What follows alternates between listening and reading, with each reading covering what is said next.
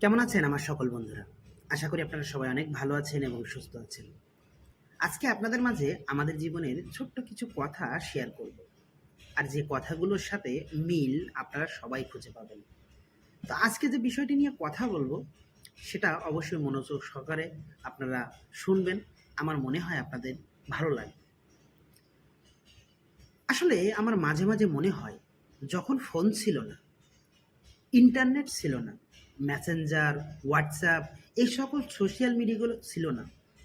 তখন আমরা সবাই জানতাম, আমরা বন্ধুরা জানতাম কোথায় কখন আড্ডা দিতে হবে। কে যেন বলে দিত আমাদের কানে কানে। আর আমরা ঠিক সময় মতো সেই জায়গায় চলে আসতাম। আলাদা করে কাউকে মনে করিয়ে দেওয়া লাগতো না যে তোমাকে ওখানে যেতে হবে। মনে হতো বন্ধুত্বটাই যেন আমাদের নোটিফিকেশন ছিল ওই সময়টায়। কিন্তু আজকে আজকে আমাদের হাতে ফোন আছে, ইন্টারনেট আছে, গ্রুপ আছে, নোটিফিকেশনের সিস্টেম আছে, কিন্তু আশ্চর্যজনকভাবে সেই আড্ডাটা আর নেই। আজকাল আমরা সবাই ব্যস্ত। কেউ দৈনন্দিন জীবনে চাকরিতে ব্যস্ত, কেউ তার কাজে ব্যস্ত, কেউ নিজের দুনিয়ায় ডুবে আছে। একদম কাছ থেকে হঠাৎ করে যেন দূরে হয়ে গেছি সবাই। তাই মাঝে মাঝে মনে হয় ফোনটা যত স্মার্ট হয়েছে, সম্পর্কগুলো ততটাই সাইলেন্ট হয়ে গিয়েছে। আগে আড্ডা মানেই ছিল হাসি ঠাট্টা, গল্প, এইসব।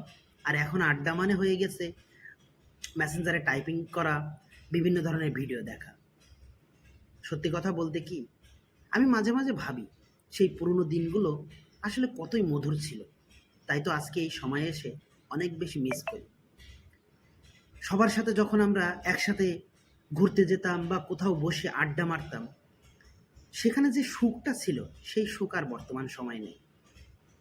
আজ আমাদের কাছে প্রযুক্তি আছে, ফোন আছে, কিন্তু সেই সহজ সরল আনন্দগুলো আর নেই।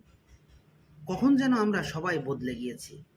আমরা সবাই বুঝতেই পারলাম না কবে থেকে আড্ডাগুলো শুধু স্মৃতিতে আটকে গেল। যাই হোক বন্ধুরা, পুরনো স্মৃতি নিয়ে আপনাদের সাথে এই ছোট্ট কিছু কথা শেয়ার করলাম। আশা করি আপনাদের ভালো লেগেছে। সবাই ভালো থাকবেন, সুস্থ থাকবেন। ধন্যবাদ।